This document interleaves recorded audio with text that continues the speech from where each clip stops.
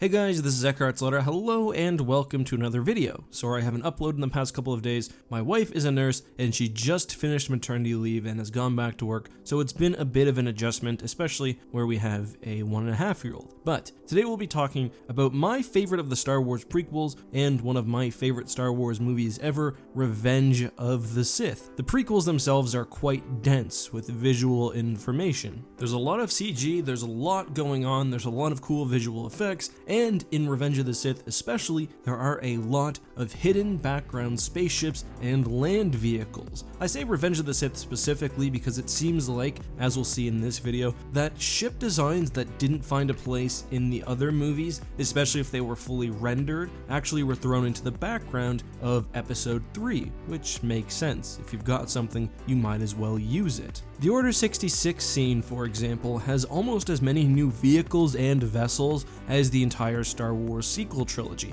and I'm not trying to rip on the sequels, but it's just absurd the amount of detail thrown into these very short shots. So today we'll be looking at vehicles and vessels that are in the background that you might not have noticed before, and I'm curious, down in the comments, if there is something you'd never seen before today's video, please let me know. But let's get started with the High Altitude Entry Transport 221. I'll just call it the Republic Speeder, and this is one that I think is most easily spottable. You can see at least the rear of it very clearly during an Utapau scene, but that's basically the only place where it shows up. The Republic Speeder is a pretty cool design, and went through a pretty long design history. Here's what the Star Wars databank said about the ship. The Republic Assault Gunboat was first developed as a massive capital ship, 1,800 meters long, to be used by the Confederacy during the opening space battle. It then switched sides to the Republic, becoming known as the GGA Support Ship or the Good Guy A Support Ship. It then switched back again to the CIS before switching allegiances one last time, being scaled down, repainted,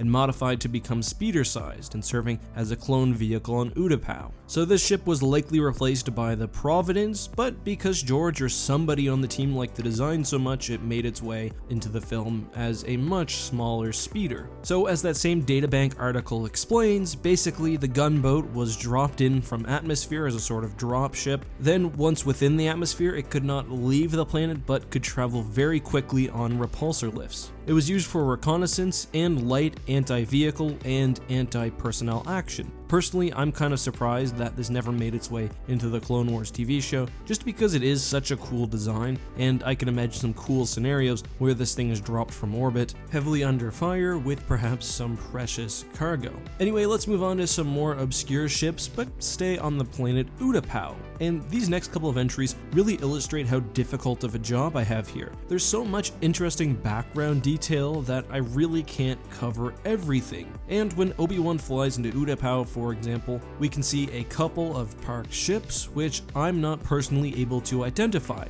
They're not anything that I'm about to talk about. They're not Grievous's personal starfighter. If you know what these fighters are, please let me know on Twitter. Anyway, when Obi-Wan's starfighter is leaving Utapau and Obi-Wan is hiding to go attack General Grievous, we get a close-up shot of a Porax 38. This was a starfighter belonging to the Utapauan Navy, but you might also recognize it as the Magna Guard fighter, and that's because that ship is based off the P-38 with some modifications. For the role it has in the movie, the P-38 is quite highly detailed and modeled for the half-second screen time it gets, so it was almost certainly meant to play a more prominent role in the film, perhaps as a cousin to the Vulture droid, or maybe as one of General Grievous's ship designs. In that sequence, we can also see another named ship, the Mank Vim 814 Light Interceptor. This seems to be another vessel produced by Utapau. Again, not really available in a lot of detail, but we can see 4 or 5 of them flying by during the meeting. Again, it's one of those blink it and you'll miss it things. Probably the best view you can get of the ship is right as Obi-Wan's landing. As of right now, I think the highest quality version of Revenge of the Sith is actually available on Disney+, and there are other background ships that you can see, but to my knowledge at least, none of them have been explicitly mentioned. and if I looked at every single one, we'd be here all day on just the Coruscant scenes. But this brings me to a side point. I think this is one thing that shows like the Clone Wars, or really any Clone Wars content, kind of missed out on, with some exceptions. Even though the war is across the galaxy, we don't really see a whole lot of ship and vehicle variety. It's always Republic ships versus CIS ships, or tanks, or whatever else. This is despite the fact that the movies, from episode 1 to episode 3, all show different defenses depending on the planet. And we know from the lore that before the Clone Wars, planets were basically responsible for their own security, so it makes sense that we'd see a lot of different vehicle varieties. We do get some of that with, say, the Umbarans, but it should have been even more prominent in my opinion. But let's move on to the Order 66 scene, and probably the funniest vehicle included here comes during the Felucia battle. Now, I was talking about this the other day because I think there was an issue with the modeling here with the AT-AP just being really huge. There may be a cliff here, but if you look at the size of the clone troopers, the AT-AP is much larger than it probably should be. Anyway, most people notice this, but the Republic does have a unique walker here, the AT-OT, the all-terrain open transport. A pretty dumb idea for a walker in my opinion. Put a top over it. I don't think there's really much benefit for it being completely open like that, but we don't really see this vehicle anywhere else. However, much harder to spot is the small speeder near the legs of the walker, which is called technically the infantry support platform, but most people know it as the swamp speeder. I say most people know it as the swamp speeder because it appears pretty prominently in Star Wars Empire at War, which by the way, I stream like 3 or 4 times a week on my second channel, but you can also see the swamp speeders during the Battle of Kashyyyk. You just really gotta pay attention because they're quite small and they move much faster than the juggernauts, which are pretty cool looking and kind of distracting. We'll come back to Kashyyyk in just a second, but I just want to point out that on Felucia, we also see some clone troopers riding some native wildlife, which I suppose counts. And I never realized this, but before Aayla Secura dies, you can actually see her standing down a CIS brigade, which is pretty cool. Anyway, back to Kashyyyk. The CIS use a previously established vehicle, the droid platoon. The platoon actually appeared all the way back in episode 1. It's sort of a unarmored MTT, but besides for that movie and episode 3, you don't really see it elsewhere. It's a pretty cool idea though. I like the idea that battle droids are super compact, and that's one of their biggest features. But yeah, besides for on Naboo and Kashyyyk, you don't see this vehicle very often. For our last vehicle, we'll stick with the Order 66 sequence and just point out probably the most obvious entry on this list, besides for the AT-OT I guess, the Republic Trident. I love the design of the Trident, or the UT-AT as it's more formally known. I love the design because it's almost like a battering ram or a bulldozer. It has extremely heavy front-facing weapons, and I imagine you could send that in first and then put your troops in behind it. We do see one blown up fairly easily, so I guess that does kind of take away from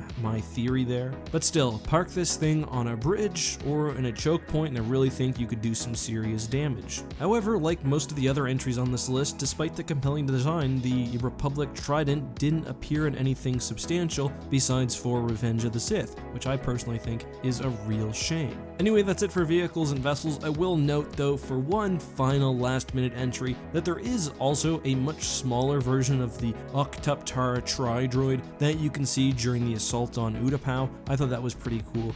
Legends distinguish the two by calling one a Magna Tri-Droid and the smaller one a Combat Tri-Droid. That design has got to be one of my favorite droid designs in all of Star Wars. It's just absolutely terrifying, especially the large model, in my opinion, and yeah, I just think it's really cool. So that's all I have for you guys today though, but before I leave, we will answer a hashtag AskEck question of the day. Today's question of the day comes from Justin, my name as well. This one is interesting, and I don't 100% know the answer, so I'll just have to guess. Did the New Republic or Galactic Alliance from Legends use walkers in any meaningful way? And for those who don't know, the Galactic Alliance is basically what the New Republic turned into, and I can't really think of any walkers that the New Republic used at the very least. The Galactic Alliance occasionally, especially when working with the Empire, would sometimes use AT-ATs, and AT-ATs for example would have been used against the Yuuzhan Vong. Other than that though, not really. The Republic generally didn't use the same type of large ground campaigns. We don't get very many perspectives of that type of action,